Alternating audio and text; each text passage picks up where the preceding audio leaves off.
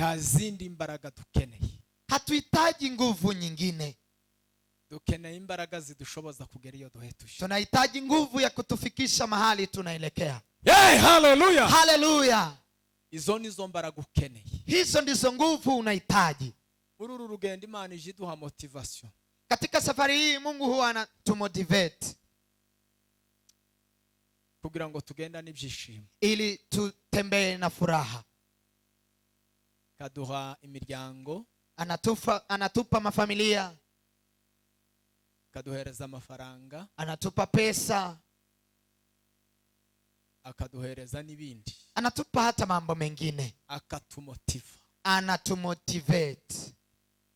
Iyo umuntu ahushije iby'uru rugendo, mtu akikosea mambo ya safari hii ajaruha, huwa anachoka, kandi akaruhira ubusa, tena anachoka bure, kandi agatakaza imyaka y'ubusa, tena anapoteza miaka yake yote. Nico gituma Biblia ziguma kuvuga ngo garuka mu nzira. Ndio maana Biblia inaendelea kusema rejea katika njia. Garuka mu nzira, rejea katika njia, uruhe, uchoke, ariko hayuyiruhiramo, lakini ukichokea ndani ya njia hiyo. Amen. Unezerwe, furaha, ariko hayinezererwa, lakini furahia ndani ya njia hiyo. Ukene, uwe maskini, ariko ukenere muri ya nzira, lakini uwe maskini katika njia hiyo. Usuzugurike, uzarauliwe, ariko usuzurukire muri ya nzira, lakini uzarauliwe katika njia hiyo. Muririmbyi yaravuze ngo abantu benshi bumiye muri ubu butayu, watu wengi wamekauka ndani ya jangwa hili, kuko batanywa amazi atangwa na kwa sababu hawajakunywa maji yanayopeanwa na Yesu. Abantu barumagurika, watu wakakaukiwa, abantu barumagurika, watu wakakaukiwa. Iyo umuntu atanywa ayo mazi, mtu kama hakunywi maji hayo, azakenera ibyo mumara inyota, anatamani vile ambavyo vitamumaliza kiu, ntiyobibona, tena hawezi kupata, azayiruka hirya no hino, anakimbia kando na kando, akarabura kuri ibi, anaonja hiki, inyota ntishire, kiu haishi, akarabura kuri ibi, anaonja haya, inyota ntishire, kiu haishi, akarabura kuri ibi, anaonja haya nayo, inyota ntishire, lakini kiu haishi, akaja no muri biriya, anaingia hata kwa haya, inyota ntishire, kiu haishi, umuntu akaruha, mtu anachoka. Guhitamwo k'umuntu, kuamua kwa mtu. Timuruzi ibi bintu mwagize ngo ubukristo ngo burakomeye, si mnaona vile mmesema Ukristo ni ngumu.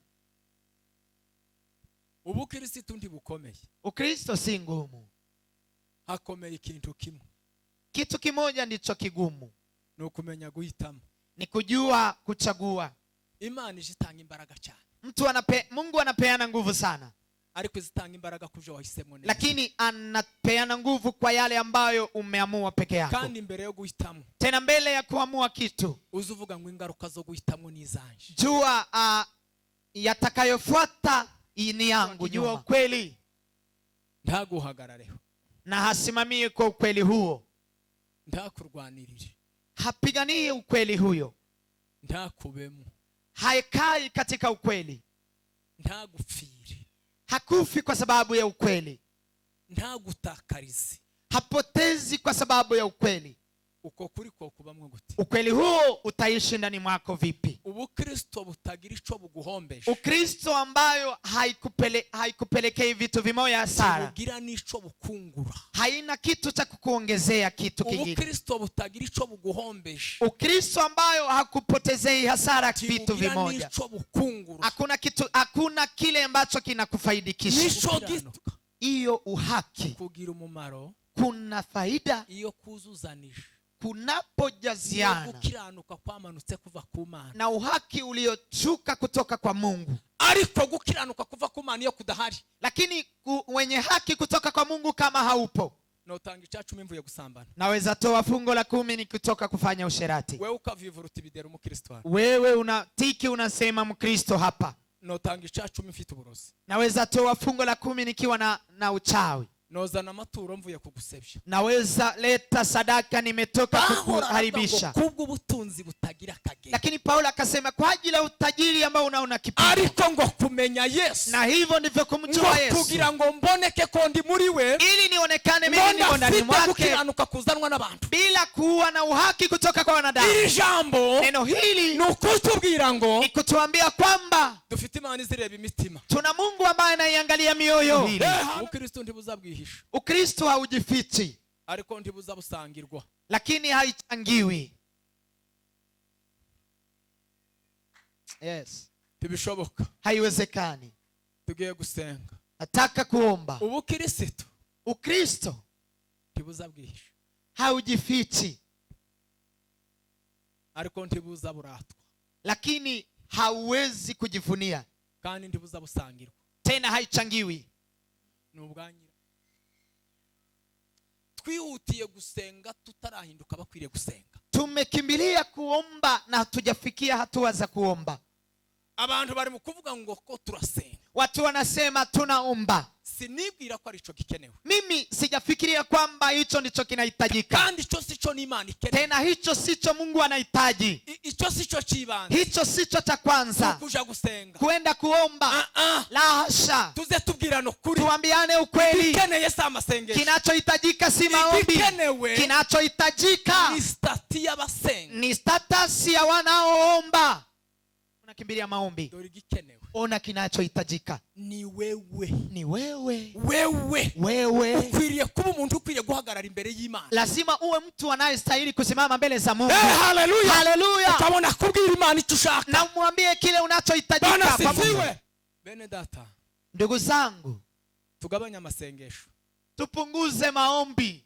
Twongere guhinduka. Tuongeze kubadilika. Yes. Kunda gusenga cyane. Mimi napenda maombi sana. Ndanabishigikira. Na mimi na support. Impamvu y'ibisubizo bitaba. Lakini sababu usipate majibu nugusakuza nukuja gusenga tutaraba bakwiye kuja guhagarara imbere y'Imana. Ni kuenda kuomba na hatujastahili kwenda kusimama mbele za Mungu. Dusenga uko dushoboye. Tuombe vile tunavyoweza. Ariko turwane intambara yo guhinduka. Lakini tupige vita ya kubadilika. Biblia. Hallelujah.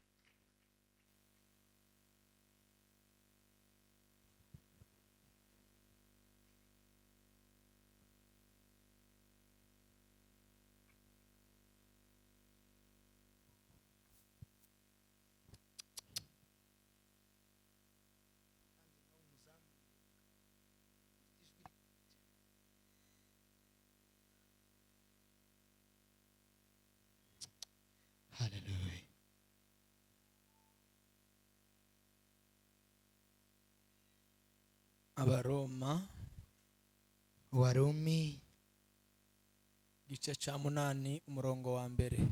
Sura ya 8 mstari wake wa kwanza.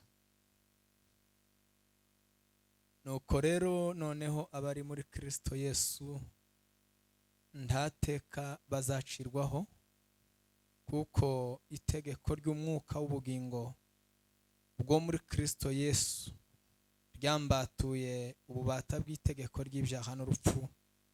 Amen. Amen. Turangirize mu butumwa bwiza bwa Yohana.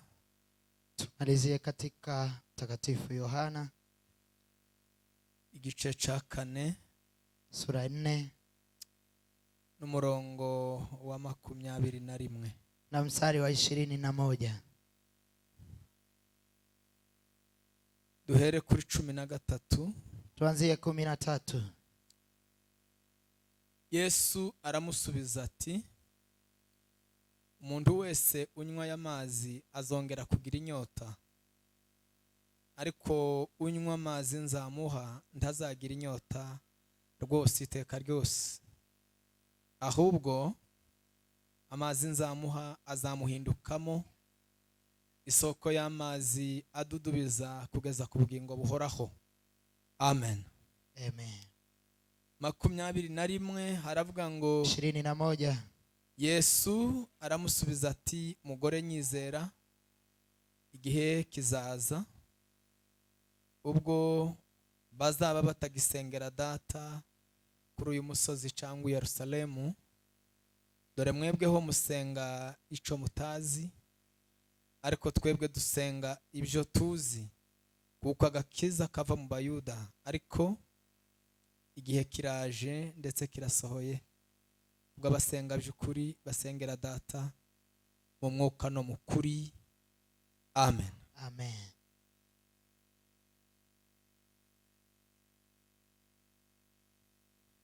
Imana itugiriye neza kuba mu materaniro. Mungu ametufanyizia mema kuwa katika kongamano. Imana ishimwe. Mungu wetu asifiwe. Nitwa Bideri Felix. Naitwa Bideri Felix. Kubera ndimo ndumva hasa na hari urusaku, ariko mwihangane dutuze, sababu nasikia kuna makelele, lakini mvumilie, mtulie, kugira ngo tuze gukoresha umwanya neza, ili tupate kutumia muda vizuri. Naje naha nziye mu masengesho. Nilikuja huku nikija kwa maombi. Turayakora koko bigenda neza, tukafanya maombi na ikakuwa sawa. Twayarangije, uyu munsi ndaza gutaha. Tumemaliza maombi na leo nitarejea nyumbani. Naha ndabwo mpaza kenshi, huku sijui sana, ariko kandi nagiye mpagera rimwe na rimwe, na niliwahi fika mara moja moja. Ndashima Imana rero n'iki gihe kuko ndi hano. Namshukuru Mungu sasa kwa sababu niko hapa. Imana ishimwe cyane. Mungu asifiwe sana. Ndashima Imana, ejo nari nagize intege nke mu mubiri. Namshukuru Mungu, jana nilikuwa mzaifu kimwili, ariko Yesu yangiriye neza, ndi muzima nta kibazo. Lakini Yesu amenifanyia mema, kwa sasa mimi ni mzima. Ndashima Imana kubwa abayobozi b'itorero. Nashukuru Mungu kwa ajili ya viongozi wa kanisa kutwugururira bakaduha no guhagarara hano, kutufungulia mlango na kutupa nafasi hii. Imana ibaha umugisha. Mungu wa mbinguni awabariki. Hamwe n'abandi bose twagumye kubana hano, pamoja na wengine ambao tuliwasili hapa pamoja, twabanye neza nabo, tumekaa nao vizuri. Yesu azabahemba. Yesu atawalipa. Imana izabaha umugisha. Mungu atawabariki. Nagumye kubona ishusho z'abantu benshi tudaherukanye. Nimeona sura za watu wengi ambao tumeagana tangu zamani. Imana ishimwe ko yabarinze. Mungu asifiwe kwa sababu amewalinda. Mukaba muriho kandi muri bazima. Na kwa sasa nyinyi ni hai. Imana yacu ihimbazwe. Mungu wetu asifiwe. Ndagira ngo tuganire amagambo y'Imana. Nataka tuzungumze maneno ya Mungu.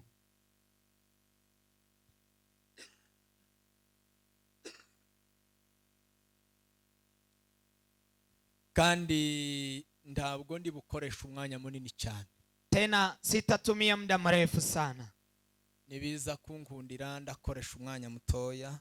Ikija kunikubalia nitatumia muda mfupi, kugira ngo nguko bagumye kubitegura ariko bikomeza kugenda. Kama vile wameviandaa ndi hivyo hivyo vitaendeka.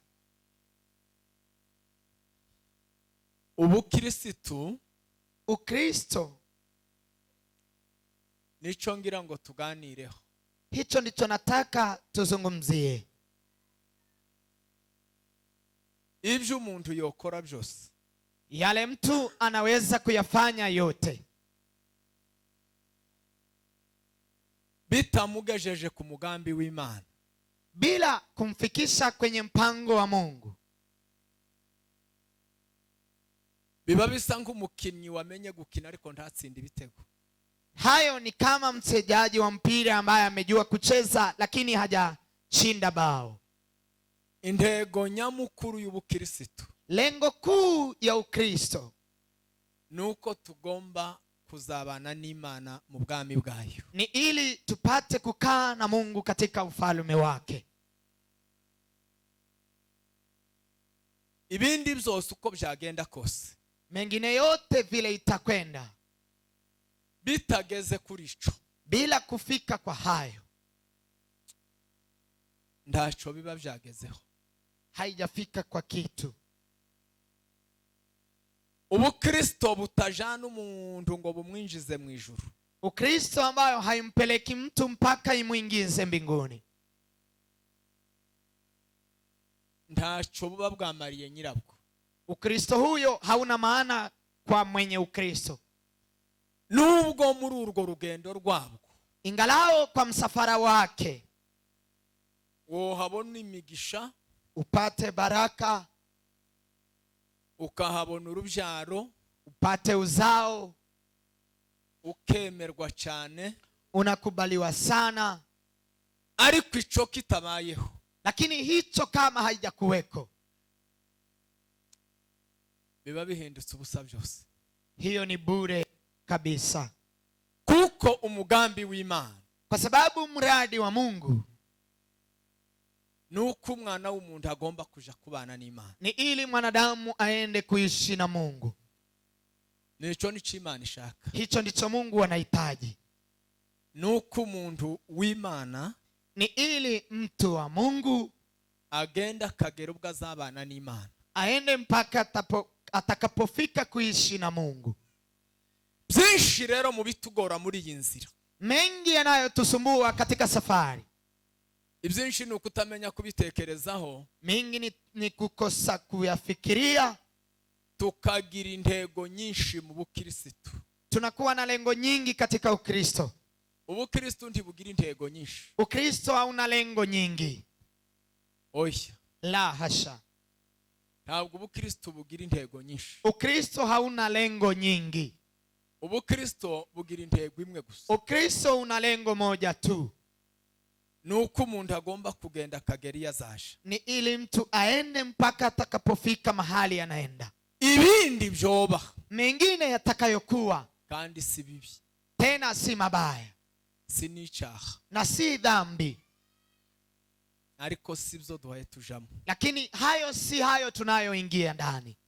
Dufite aho tugiye, tuna mahali tunaelekea, tugiye mu ijuru ku Mana, tunaenda mbingu kwa Mungu.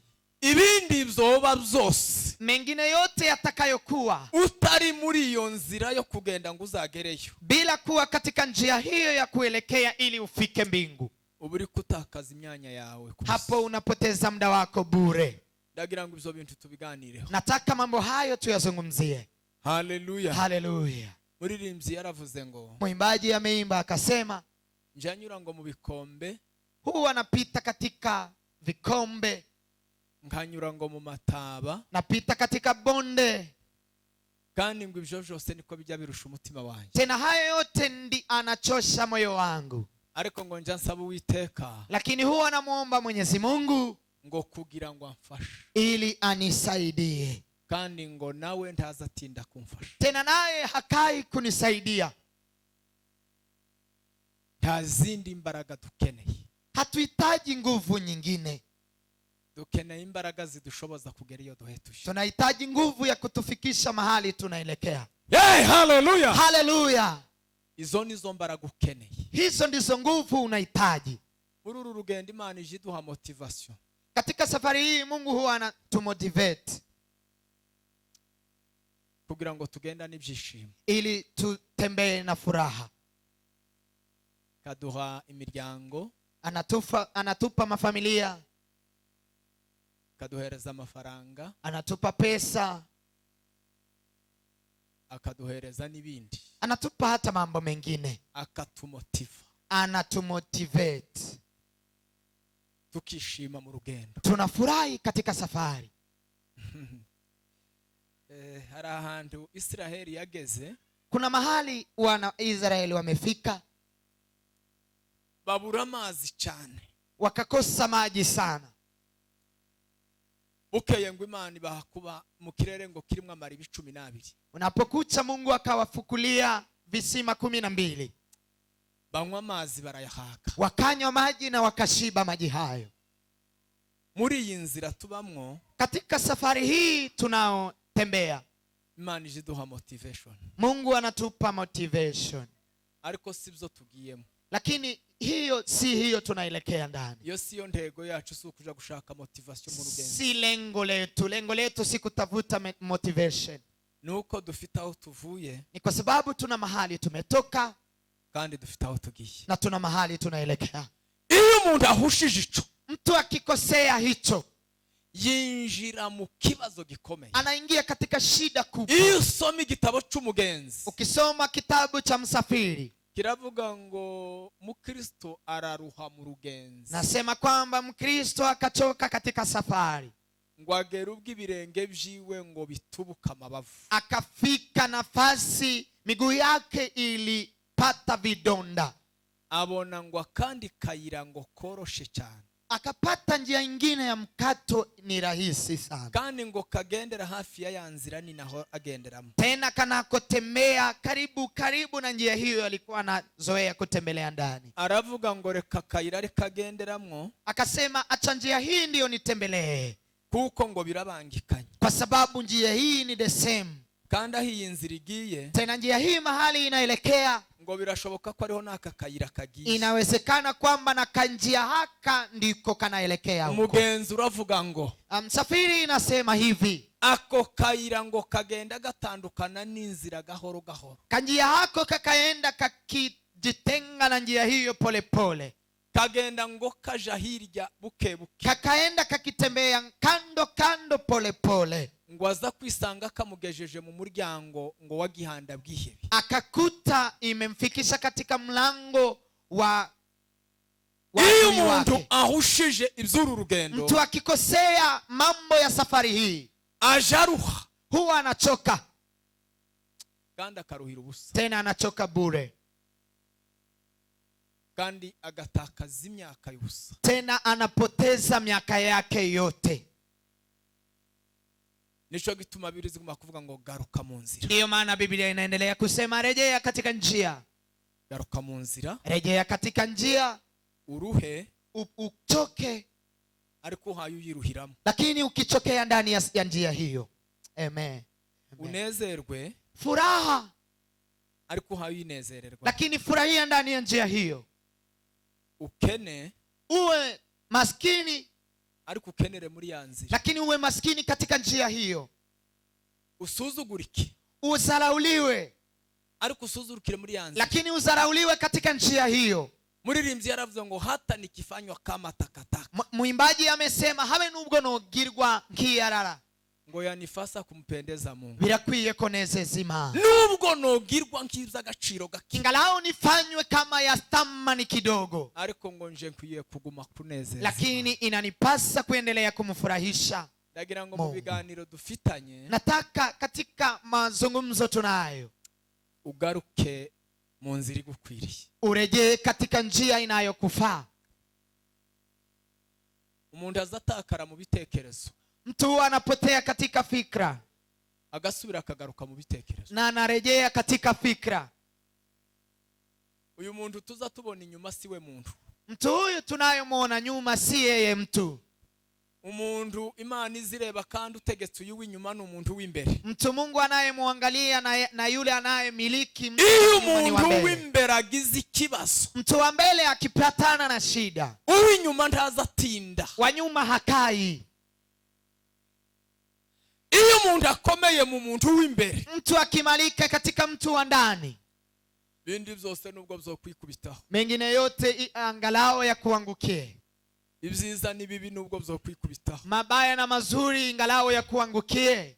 Biblia iravuga ngo abumva ayo magambo bakayakomeza, Biblia inasema wanaosikia maneno hayo na wanayashika bameze ngo nk'abanyabwenge, ni kama mwenye hekima, bubatse ngo amazu yabo ku rutare, waliojenga majumba zao katika mwamba, ntazanyeganyega, hawezi tingika, ntazanyeganyega, hawezi tingizika.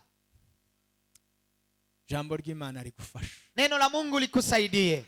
Biblia twasomye, Biblia mahali tumesoma, yavuze aya magambo, mesema maneno haya, kiganiro cha Yesu, mazungumzo ya Yesu i Samaria, katika Samaria, aganira n'umugore, alipozungumza na mke, Samariya kugira ngo itandukane ni Yerusalemu, Samaria ili ijitenge na Jerusalem, ni igihe cyo guhunguka kwa Bazerubabeli, ni nyakati ya kurejea kwa kina Zerubabeli na Ezra, na wakina Ezra. bari barashatse abanyamahanga mu bihugu by'abanyamahanga, Walikuwa wameoa watu wa mataifa katika nchi za mataifa. bageze mu gihugu ciwabo, Walipofika nchini kwao, Biblia iravuga ngo basomerwe ibitabo by'amategeko, Biblia ikasema wakasomewa vitabu vya amri, ariko ngo habonekamwe ijambo rikomeye, lakini kukatapatikana neno kubwa sana ngo rivuga ngo mwitandukanye n'abanyamahanga. linalosema mjitenge na watu wa mataifa. Niba mushaka kongera kuba ubwoko bwiza, Kama mnahitaji kurejea kuwa taifa nzuri, mwitandukanye n'abanyamahanga. mujitenge na watu wa mataifa.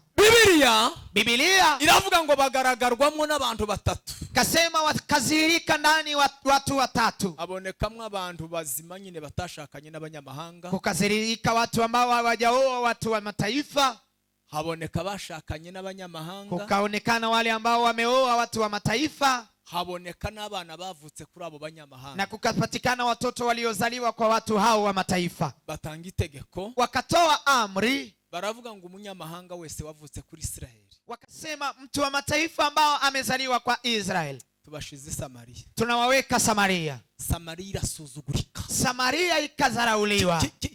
niyo ntandaro yo gusuzugurwa kwa Samariya. Hiyo ndiyo chanzo cha kuzarauliwa kwa Samaria. Cyari igihugu gituwe n'abantu batagira ubwoko, Ilikuwa ni nchi ambayo inaishi watu ambao hawana ukoo. ntibari abanyesiraheli, Hawakukuwa wana wa Israeli, ntibari baretse no kubabo. hawakukaa kuwa watu wa Israeli. Biblia ikavuga ngo, Biblia inasema hivi, bituma ngo bagira imisengero itandukanye, ikasababisha wawe na maombi tofauti. bamwe ngo bagasengera ku musozi w'iwabo, Wamoja wanaombea katika mlima wa kwao, abandi bagasengera ku musozi wengine wanaombea katika mlima wa kwao. umunsi umwe ngo Yesu Siku moja Yesu aragenda akatembea, ngo yerekere Samariya, akaelekea Samaria. ageze ngo ku kidendezi Alipofika katika kisima hafi y'iriba ry'isukari, karibu na kisima cha sukari, arasonza, akawa njaa. yabanje ngo kwegera umutini usa n'ufite imbuto, Alikaribia mti ambayo ulikuwa na matunda, asanga ngo ntaziriho, akakuta mti huyo hauna matunda, arawuvuma, alani. abwira ngo abigishwa be ngo nimuje gushaka ibyo kurya mu mudugudu, Akawaambia wanafunzi, nendeni kutafuta chakula katika mtaa. ariko ngo bakigiye ngo abona umugore uje. Lakini walipoenda akamuona mwanamke ambaye anakuja. Haleluya, Haleluya. Yesu ngo aramwegera. Yesu akamkaribia. Niki nshaka ko tuvugana, Hichi nataka tuzungumzie. hey, haleluya, Haleluya. aramwegera, Akamkaribia, aramubwira ngo wa mugore we, akamwambia mke, pereza nanje ku mazi yo kunywa. nipe nami maji ya kunywa. Umugore aramubwira batese ko mpaye mbona uri umuyuda, Mke huyo akamwambia, je, naona wewe ni Myahudi? ko tuja tunenana, Sisi hatuchangii. ndaguha amazi y'iwacu. Nitakupa maji ya kwetu kweli?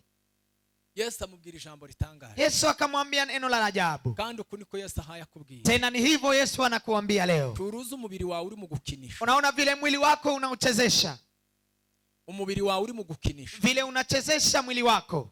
Imana ikaguha amafaranga Mungu anakupa pesa yo kuwambika, ya ikaguha kuvika, amavuta anakupa mafuta yo kuwusiga, ya kupaka, ikaguha uburyo anakupa namna bwo kugaburira. ya kulisha. Biblia nicyo gituma ivuga Biblia ndiyo maana inasema, ngo usenye itorero ryanje yule anayebomoa kanisa langu nzamusenya, nami nitambomoa, ngo kuko imibiri yanyu kwa sababu miili yenu ngo ari inzu y'umwuka w'Imana. ni nyumba ya Roho wa Mungu. Biblia iravuga ngo Biblia inasema, Yesu aramuganiriza. Yesu akamzungumzia. Yesu karakuganiriza, Yesu anakuzungumzia leo, karakubwira ngo ese uzi amakuru, anakuambia, je, unajua habari? ayo mazi uzunywa Maji hayo unayoyakunywa, ngo uyanyoye azayongera kugira inyota, unayekunywa maji hayo ataendelea kuwa na kiu, tazaruhuka. hapumziki. Usambanye, Unaposharatika uzusubira ukifuza gusambana, huwa tena unatamani kufanya usharati. aramubwira ngo ayo mazi unywa, Akamwambia, maji hayo unayoyanywa, uyanyoye unapoyanywa tazamara inyota, hamalizi kiu. ariko aramubwira ngo yaba waruzi gusavya amazi, Lakini akamwambia ungejua laiti yule ambaye amekugomba maji ngo ukamenya n'amazi atanga, na unajua maji hayo anayopeana. haleluya, Haleluya. aramubwira ngo uvuze nabi, Akamwambia yule anayezungumza vibaya tibiza bimumara inyota yo kuvuga nabi, haimalize kiu ya kunena vibaya. urebanya abantu amaso y'ubwibone, Unayeangalia watu na macho ya wivu, tibiza bimumara inyota y'ubwibone. haimalizi wivu.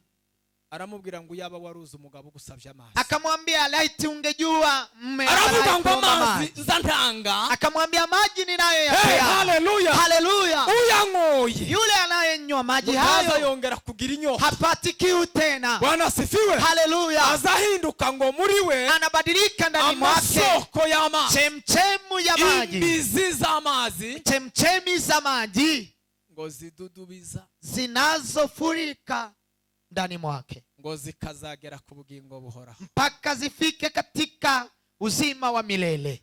Abantu benshi bumiye muri ubu butayu, Watu wengi wamekauka ndani ya jangwa hili kuko batanyoye amazi atangwa na kwa Yesu. sababu hawajakunywa maji yanayopeanwa na Yesu. Abantu barumagurika, Watu wakakaukiwa, abantu barumagurika. watu wakakaukiwa. Iyo umuntu atanyoye ayo mazi, Mtu kama hakunywi maji hayo azakenera ibyo mumara inyota, anatamani vile ambavyo vitamumaliza kandi kiu, ntiyobibona, tena hawezi kupata. azayiruka hirya no hino, Anakimbia kando na kando, akarabura kuri ibi, anaonja hiki, inyota ntishire, kiu haishi. akarabura kuri ibi, Anaonja haya, inyota ntishire, kiu haishi. akarabura kuri ibi, Anaonja haya nayo, inyota ntishire, lakini kiu haishi. akaja no muri biriya, Anaingia hata kwa haya, inyota ntishire, kiu haishi. umuntu akaruha, Mtu anachoka, umuntu akaruha. mtu anachoka. Yesu yaramubwiye ngo wararushe wa Yesu mugore, amemwambia mama, umechoka, gana ngo nzanire umugabo wawe. nenda uniletee mume wako. Aramubwira ngo ntawe, Akamwambia sina. aramubwira ngo habe n'abatanu ufite saba. Akamwambia hata hao 5 ambao uko nao si wako. Biblia ikeneye iki kintu, inahitaji kitu hichi, ikeneye kukuguranira, inahitaji kukubadilishia, ikeneye ngo iguhindurire. inahitaji kukubadilishia. Uzana ayo mazi yose uyegeranye muri envelope uzunywa, Leta maji hayo unayoyakunywa uyakusanye katika envelope, uyazanire Yesu. uyaletee Yesu. Yesu namara guhereza amazi yiwe, Yesu alafu akupe maji yake, ahinduke isoko muri wowe. abadilike chemchem ndani mwako. Igihe cy'ibyago n'amakuba, Nyakati ya shida na ziki, tuzananirwa. hautashindwa. Imbizi z'amazi Chemchemi za maji ngo zija zidudubiza, zinafurika kuzageza ku bugingo bw'iteka, mpaka katika maisha ya milele. Biblia iravuga ngo Biblia inasema, ese umwana w'umuntu nasa, je, mwanadamu akija azasanga kwizera kukiri muri atakuta bado imani ngo ndani mwenu? ngo muri Yohana. Katika Yohana ndivyo Aravuga ngo ese umwana w'umuntu nasa, akasema, mwanadamu akija azasanga ngo kwizera kukiri muri, atakuta imani bado imo ndani mwenu. haleluya. Haleluya. Ibindi byose Mengine yote ni umuruho. ni mchoko. Paulo arandika ngo, Paulo akaandika, aravuga ngo mumenye aya makuru, jueni habari abari hizi, muri Yesu. wale ambao wamo ndani ya Yesu. Bwana asifiwe. Haleluya. Hari itegeko ry'umwuka, Kuna amri ya Roho, mwuka utanga ubugingo Roho inayopeana maisha bwo muri Kristo Yesu, katika Yesu Kristo, byatubatuye imetuondoa mu mategeko yose y'ibyaha. katika amri ya dhambi na hukumu. Biblia iravuga ngo kera twari tumeze nkabo. Biblia inasema zamani tulikuwa kama hao. Ngo Paulo yandikiye Abaefeso, Hivyo Paulo aliandikia Waefeso, aravuga ngo namwe mwari mupfuye, akawaambia nanyi mlikuwa mmekufa, ngo kandi muzize ibyaha tena mlikuwa na dhambi zenu, ariko ngo Imana kuko ari umutunzi w'imbabazi, lakini kwa sababu Mungu ni tajiri wa rehema, yabazuranye na Yesu. Amewafufua pamoja na Yesu. Mwebwe ngo bataragiraga ibyiringiro Ninyi hamkukuwa na matumaini y'ibizaba yatakayokuja. Yacho mwari mutegereje. Hamkukuwa mnatarajia kitu. Yabyiringiro mwagira. Hamkukuwa na matumaini. Aravuga ngo Imana yarabazuye. Akasema Mungu amewafufua. Ibazuranye na Yesu. Akawafufua pamoja na Yesu. Biblia inavuga ngo Biblia inasema ubwo Yesu azaza. Itakapo Yesu atakapokuja. Ngo azazanana muri we. Ataleta ndani mwake abasinziririye muri we. Wale wamesinzia ndani mwake. Pawulo arandika ku 8:11 mu Baroma. Paulo akaandika 8:11 katika Warumi. Aravuga ngo bene data. Akasema ndugu zangu. Niba ngo umwuka uyazuye Yesu. Ikiwa roho iliyemfufua Yesu. Aba ngo muri mwebwe. Kama anaishi ndani mwenu. Yazuye umwami Yesu. Yule roho aliyemfufua Yesu. Niyo namwe ngo izabazura. Hiyo roho ndiyo nanyi itawafufua. Niba umwuka uyazuye Yesu aba muri. Ikiwa roho uliyemfufua Yesu amo ndani mwenu. Yazuye Yesu. Yule aliyemfufua Yesu. Ni izabazurana. Huyo ndiye atawafufua nanyi. Biblia yagaragaje amategeko abiri. Imezirisha amri mbili. Itegeko ry'ibyaha n'urupfu. Amri ya dhambi na kifo. Riza rikomezwa na choice y'umuntu. Guhitamwo k'umuntu. Linayo imarishwa na uchaguzi wa mtu.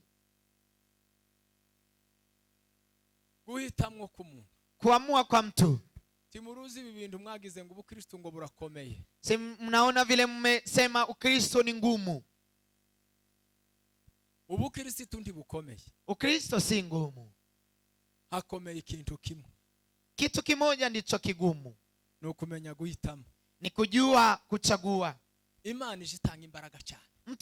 Mungu anapeana nguvu sana. Ariko izitanga imbaraga kuvyo wahisemo neza. Lakini anapeana nguvu kwa yale ambayo umeamua peke yako. Kandi mbere yo guhitamo. Tena mbele ya kuamua kitu. Uzuvuga ngo ingaruka zo guhitamo ni izanje. Jua yatakayofuata ni yangu nyuma. Itegeko ry'urupfu. Amri ya kifo. Niryo riza ridukururira mu byo tudashaka. Hiyo ndiyo inatuvurutia kwa mambo ambayo niryo riza rituma umuntu agambirira ibyiza agakora ibibi. Hayo ndiyo yanasababisha mtu apange mazuri lakini atende mabaya. Paulo yarivuzeho. Paulo amezungumzia. Aravuga ngo nja nifuza gukora ibyiza. Akasema natamani kutenda mazuri. Lakini mabaya yanakuja mbele. Niryo riza rituma umuntu agaya. Hiyo amri ndiyo inasababisha mtu agahiri. Ariko atafashe imyanzuro. Lakini hajachukua itegeko ry'ibyaha n'urupfu rikamugumaho. Na dhambi ya kifo na hukumu inaendelea kuwa kwake. Umuntu yava gukora ibyaha. Mtu akitoka kutenda dhambi. Akihana atihaniye kureka. Hatubu kuacha. Akihanira ubwoba bwo gutekereza urubanza. Anatubu kwa ajili ya oga ya kufikiria hukumu. Umuntu akiva mu byaha. Mtu akitoka kwa dhambi tu. Akihanira ubwoba bw'ibyaha. Anatubu kwa ajili ya dhambi ya kureka no kubiva. Lakini hajatubu kwa ajili ya kuacha na kutoka. Paulo akomeza Abaroma. Paulo akaimarisha Warumi. Umwuka. Akasema kumeshuka roho. Itegeko ry'ubugingo. Wa amri ya hai. Haleluya. Haleluya. Yaritubatura. Ninayo tuokoa. Mategeko yose. Katika amri zozote. Y'ibyaha n'urupfu. Ya dhambi na kifo. Haleluya. Haleluya. Biblia ni kwivuga. Biblia ni hivyo inazungumza. Iravuga ngo nta kindi kizaba batu. Inasema hakuna kingine kitakachowaokoa. Keretse ngo kumenya ukuri. Isipokuwa tu kujua ukweli. None si umuntu azi ukuri. Je, mtu akijua ukweli ntaguhagarareho na hasimamie kwa ukweli huo, ntakurwanirire, hapiganie ukweli huyo, ntakubemo, haikai katika ukweli, ntagupfire, hakufi kwa sababu ya ukweli, ntagutakarize, hapotezi kwa sababu ya ukweli. Uko kuri ko kubamwe gute? Ukweli huo utaishi ndani mwako vipi? Ubukristo butagira ico buguhombesha. Ukristo ambayo haikupelekei vitu vimoja hasara. Bugira nico bukungura. Haina kitu cha kukuongezea kitu kingine. Ubukristo butagira ico buguhombesha. Ukristo ambayo hakupotezei hasara vitu vimoja. Nico bukungura.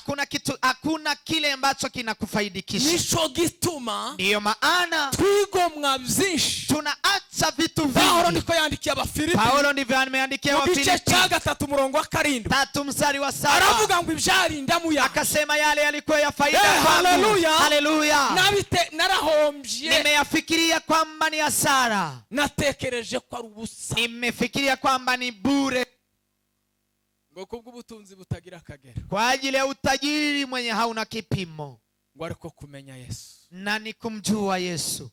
aravuga ngo nahombye ibyanje byose, Akasema nimepoteza yangu yote ngo kugira ngo ntunge Yesu, ili niishi na Yesu, kandi ngo kugira ngo mboneke ko ndi muri we, na ili nionekane naishi ndani ngo mwake, ndafite gukiranuka bila kuwa na ngo uhaki kuzanwa n'amategeko y'abantu, kunakoleta na amri za ariko ngo wanadamu, mfite gukiranuka bali nikiwa na kwamanutse kuva mu ijuru ku Mana. ulichoshuka kutoka kwa Mungu. Haleluya. Haleluya. Satani yazanye uburyarya, Shetani ameleta ujanja, yigisha abantu gukiranuka ku bantu, akawagea watu kuwa wenye haki kwa watu wengine. turuzi aba bagabo ba pastor no babaza ngo nimumbwira abakristo hano, Si ni, mnaona viongozi wenu nikiwaambia, unaona Wakristo hapa, mniambia Wakristo hapa, bombwira baza bashika saa 3 badakeresha, wanaweza niambia wale ambao wanafika saa 3 hapa bila kuwa bombwira kuchelewa. abaza batanga ishacu, Wanaweza niambia wale ambao wanatoa fungo la 10, bombwira abataza basakuza, wanaweza niambia wale ambao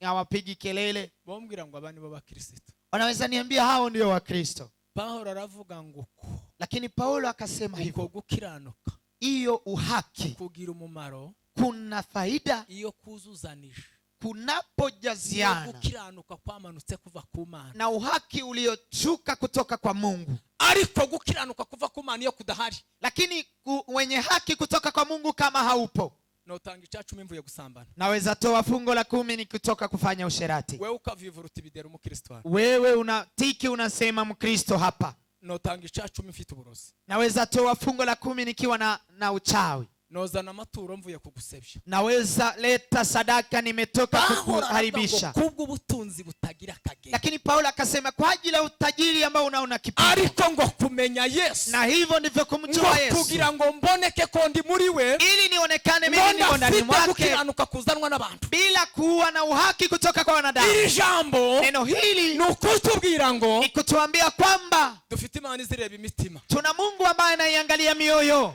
Haleluya. Haleluya. Dufite Imana izireba abantu Tuna batareba. Mungu anaangalia mahali watu hawaangalii. Iriya. Huko. Niko Imana yabwiye Danieli. Hivyo hivyo Mungu amemwambia Daniel. Igice cyacu mu murongo wa 12. Sura ya 10 mstari wa 12. Danieli. Akamwambia Daniel, mugabo kundwa, mme anayependwa, ngo kuva umunsi utangira gushishikarira, siku ulikuwa na bidii ngo no kwicisha bugufi, na kunyenyekea, ngo no gusenga, na kuomba pia, magambo yawe ngo yarumvikanye, maneno yako yamesikikana. Imana ireba, Mungu anayeangalia, Imana izireba, Mungu anayeangalia. iravuga ngo kuva umunsi, Akasema tangu siku, kuva umunsi uzatangira, tangu siku utaanza guhindura urugendo rwawe, kubadilisha safari yako, magambo yawe azumvikana, maneno yako yatasikilikana. tugiye gusenga Imana bene. Tunataka kumuomba Mungu. Ndugu ngo zangu, mbabwire iki kintu, nataka kuambia neno hili. ubukristo ntibuzabwihisha, Ukristo haujifichi, ariko ntibuzabusangirwa, lakini haichangiwi. Yes, tibishoboka, haiwezekani. tugiye gusenga. Nataka kuomba. Ubukristo Ukristo ntibuzabwihisha, haujifichi, ariko ntibuzaburatwa, lakini hauwezi kujivunia, kandi ntibuzabusangirwa, tena haichangiwi. ni ubwa nyirabwo, Ni ya mwenye nayo. Amen. Amen. Yes. ntibuzabunyagwa n'undi muntu, Haiwezi nyang'anywa na mtu mwingine. habe nubwo mwoterana mwese, Ingalao mkusanyike nyote, timwonyaga ubukristo bufite, hamwezi kumnyang'anya Ukristo mtu ambaye ana Ukristo. bubitse kure, Imewekwa mbali, iriya cyane, huko mbali sana. haleluya. Haleluya. Mwige kuba abakristo, Wewe mjiige kuwa Wakristo. muruzi ikintu ucisha ibintu, Naona vitu ambavyo vimeharibu vitu. twavanze inzego, Tumechanganya idara. twihutiye gusenga tutarahinduka bakwiriye gusenga. Tumekimbilia kuomba na hatujafikia hatua za kuomba. abantu bari mu kuvuga ngo ko turasenga. Watu wanasema tunaomba. Sinibwira ko ari cyo gikenewe. Mimi sijafikiria kwamba hicho ndicho kinahitajika. Kandi cyo sicho ni Imana ikenewe. Tena hicho sicho Mungu anahitaji. Icyo sicho kibanza. Hicho sicho cha kwanza. Kuja gusenga. Kwenda kuomba. La hasha. Tuze tubwirana kuri. Tuambiane ukweli. Kikeneye sa masengesho. Kinachohitajika si maombi. Kinachohitajika ni stati y'abasenga. Ni status ya wanaoomba. Amen. Ninde utazusenga? Nani haombi? Habe no mukabari kujya bababaye basenga. Hata kwa baa wanaomba. Yes.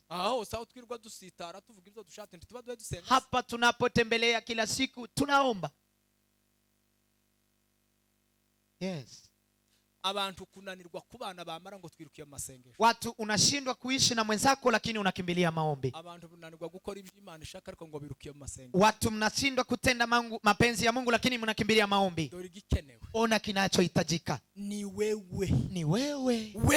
Wewe. Ukwiriye kuba umuntu ukwiriye guhagarara imbere y'Imana. Lazima uwe mtu anayestahili kusimama mbele za Mungu. Hallelujah. Hallelujah. Utabona kubwira Imana icyo ushaka. Na mwambie kile unachohitajika kwa Mungu. Bwana sifiwe. Biblia iravuga ngo Biblia inasema Gideon hallelujah amaze ngo kumenya alipojua ngo kwakwiriye kuba intangarugero no kwiganwa ni awe wa kuangaliliwa na wa kuigwa. Arahindukira ngo abwira abantu. Akageuka akawaambia watu. Arababwira ngo urugamba tugiyeho. Akawaambia pambano ambao tunaelekea. Muzeme vuga ngo kubwo Uwiteka na Gideon. Mseme kwa ajili ya Mwenyezi Mungu na Gideon. Bene data. Ndugu zangu, tugabanya masengesho. Tupunguze maombi. Twongere guhinduka. Tuongeze kubadilika.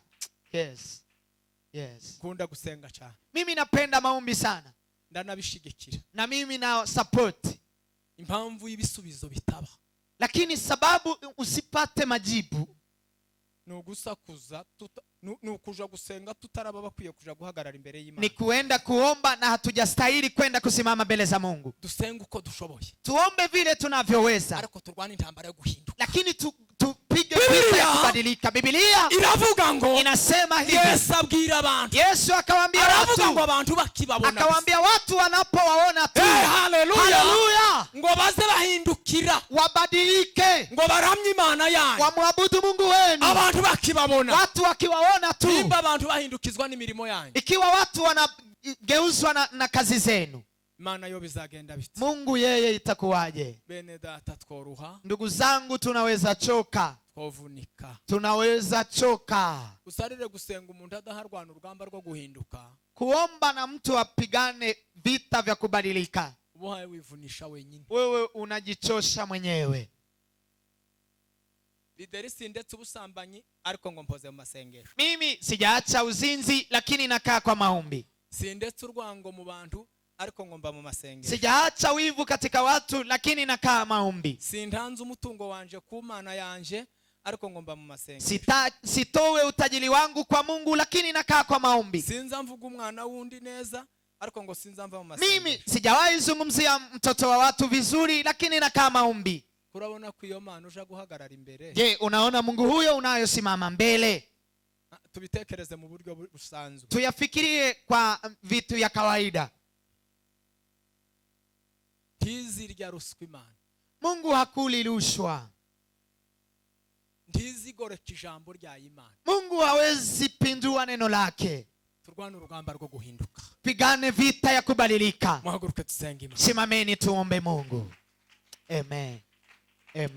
Hey, hallelujah. Biblia yavuze ngo mumenye noneho. Biblia imesema jua sasa abari muri Kristo Yesu. Wale ambao wamo ndani ya Kristo Yesu. Yateka ngo bazacirwaho. Hawatahukumiwa tena. Kuko itegeko ry'umwuka utanga ubugingo. Kwa sababu roho inayopeana uzima wa milele. Yatubatuye. Imetuokoa. Mategeko y'ibyaha n'urupfu. Katika amri ya dhambi na kifo. Twebwe turi imbohore. Sisi ni wafungwa. Zanumva no muguma kuvuga. Mimi ninasikia huku mnazungumza.